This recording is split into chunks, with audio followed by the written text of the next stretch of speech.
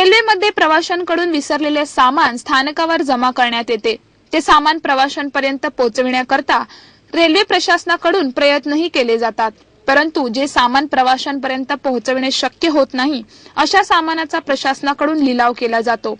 यावर्षी केलेल्या लिलावातून मध्य रेल्वे पुणे विभागाने 2,41,426 रुपये कमविले आहेत।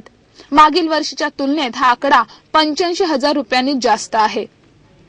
विसरलेले सामान प्रवाशांना परत देण्याकरिता प्रशासनाकडून प्रयत्न केले जातात, परंतु तरीही जे सामान परत करणे शक्य होत नाही त्याचा लिलाव करणे भाग पडते।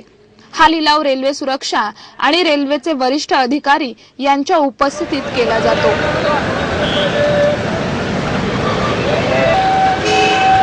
लिलावातून रेल्वेने एप्रिलमध्ये 6,700, मे मध्ये 6,015, जून मध्ये 14,040, जुलैमध्ये 14,395, ऑगस्ट मध्ये 1,62,310, सप्टेंबर मध्ये 22,445 आणि ऑक्टोबर मध्ये 15,521 रुपयांची कमाई केली।